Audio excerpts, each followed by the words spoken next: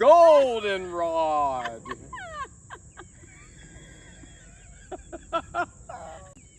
We are big fans of herbal tea, and we realized a few years back that we were surrounded by a very beautiful and nutritious one that grows wild everywhere, goldenrod, which we can harvest and make into a tea, and so we're planning on doing that today.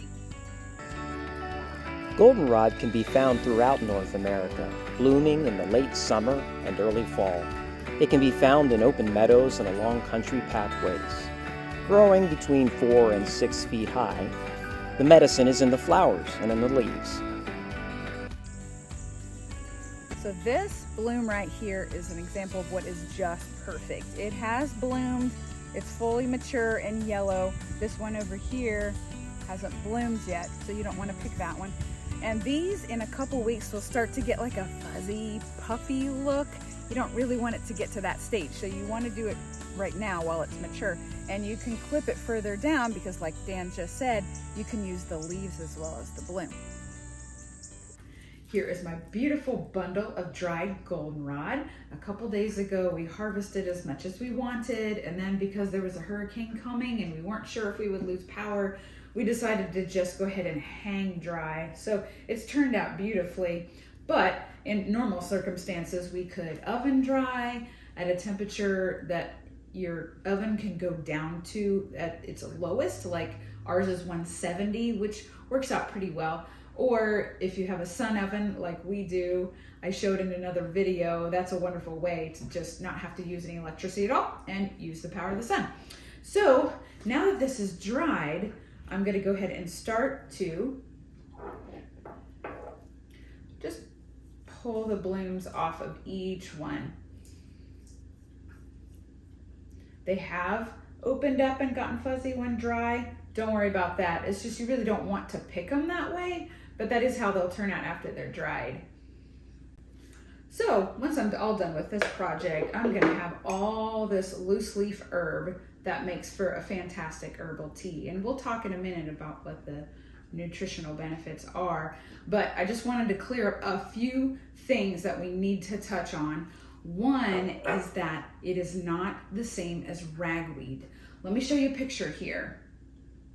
There's a difference between the flowers and a difference between the leaves, and you should be able to see quite a vast difference between the two. So when people look at a big field of goldenrod, they tend to mistake it for ragweed, which is a big allergen, allergy producing in the fall. Goldenrod is not one of those allergens typical for people in the fall. However, there's one caveat to that. If you have a latex allergy, there is natural latex in the leaves, and it's not really recommended that people who have a sensitivity to latex use goldenrod because it could worsen the actual sensitivity to the latex itself if you consume this. So just something to keep in mind. Okay, and the second big thing to keep in mind is that if you are foraging for anything, use a trusted plant identifier. We have an app on our phone. We take the picture of the plant, identify what it is, make sure that it is what we had thought it was and that there isn't anything dangerous about it that we didn't know about. Those are super handy to keep in mind when you forage for anything outside. All in all, though, foraging is such a wonderful thing. We have learned a lot about, as long as we have the right tools and we're getting exactly what we know that we are picking, it's just a joy for us to look everywhere around us and see that there's goldenrod and how good it is for us, that it makes a tea that we can use for free. And I'm going to get Dan here in a few minutes. He's going to teach us about the medicinal benefits of the tea and some of the finer points of what you want to do when you make herbal tea.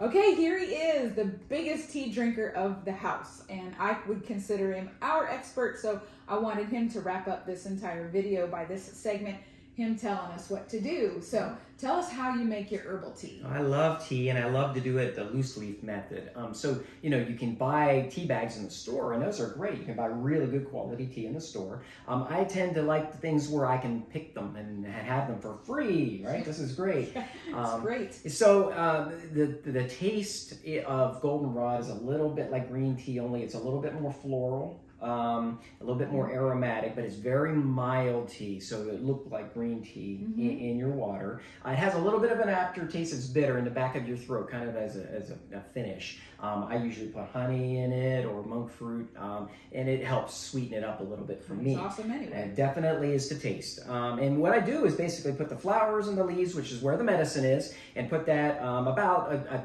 teaspoon to 2 teaspoons. You can even go as high as a tablespoon, depending on what taste you want, in your infuser. And you want to make sure your infuser or your tea ball have those little holes, and so none of that debris can get in there, but the tea itself can get infused. And then I go ahead and pour my hot water over that tea. And I do boil my water, but I do not pour boiling water over herbal tea. Okay. You should never pour boiling water over herbal tea. And the reason for that is because it will destroy some of the great chemicals that are in there, some of the great nutrients that are in that tea. So what you want to do is boil your water and then bring it, just let it sit and bring it back to about 180 degrees or so. It doesn't have to be exact, something short of boiling. And I don't use the microwave. I don't like the radiation and all that. It's your choice though. This is a really great product to just use an electric kettle or something on the stove. Just heat water up in a pot. Stovetop is also good. Yeah, absolutely. Yeah. Okay, so we've got the boiling water. It's cooling. You're ready to make the tea itself. All right, so it's down to about 180 degrees. You go ahead and you pour your hot water over the tea, and you let it steep for 3 to 5 minutes. Most herbal teas are 3 to 5 minutes, green tea and that sort of thing. Some of your detox herbal teas, they say to go ahead and detox and do, steep them for 10 minutes or more. I like to use this specific gear because this has a steeping lid, which is really nice, fits right over it. Steeping your tea with a lid is nice. If you don't have a lid, you can put a plate on top of it. Your mom does that, which is kind of neat. Or a paper towel or something like that, just to kind of keep that steam in there and let that sit, and everything will just really work together there in the tea itself. Okay, perfect. So we've got the goldenrod here that we've been working on. This is the loose leaf, but you've got a couple other things, and I know you add some things because the goldenrod is a really mild flavor that you can add more to it. Right, so if you want to change the flavor, or if you want to change the nutrient profile, you add things to your tea. And sometimes it does both. You change the flavor by adding something that adds more nutrients to it. Sometimes the flavor isn't maybe as good, but you really want those nutrients in there.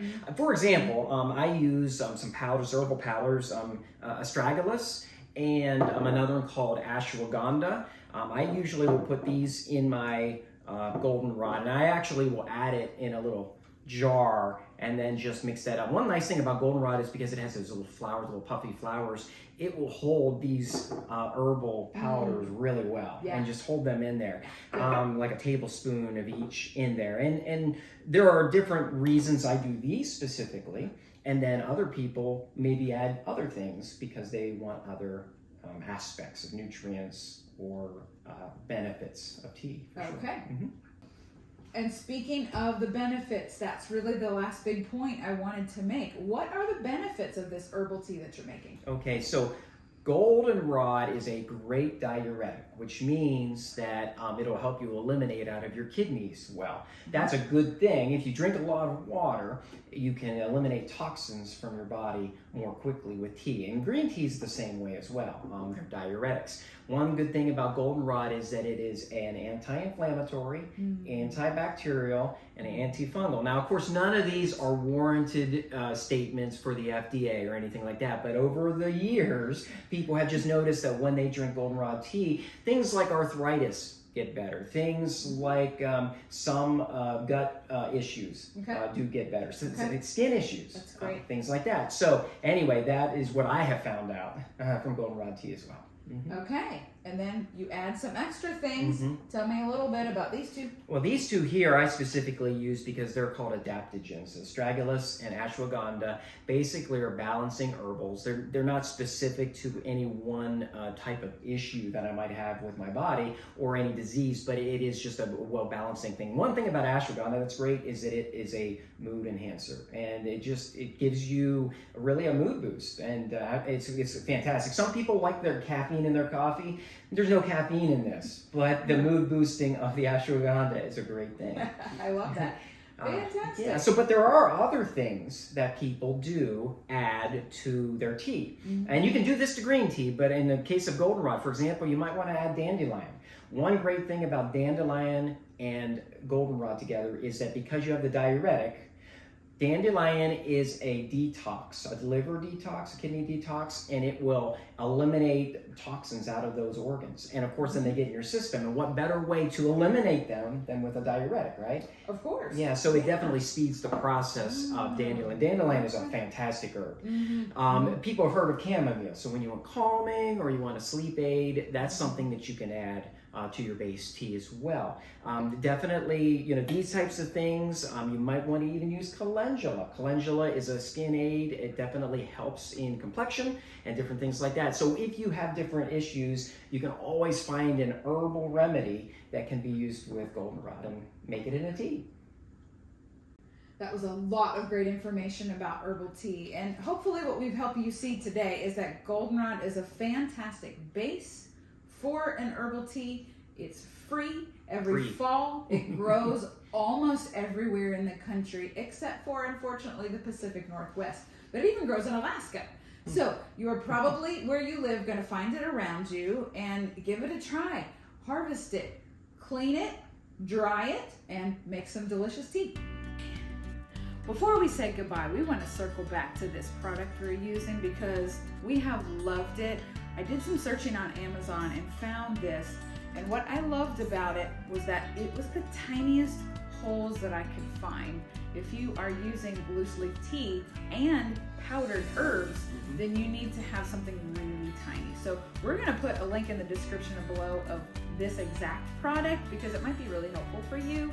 Also, it was important to me that this is a borosilicate. This glass can adapt to quick temperature changes really easily, really fast. And of course, all glass is breakable, but this is more resistant to breaking. So it's a good product. We've enjoyed it. And it's dishwasher safe, and that's important. That's it's very true. easy to clean up. That's for sure. true. And Dan mentioned the lid, which is, it comes with it. So you can do your steeping.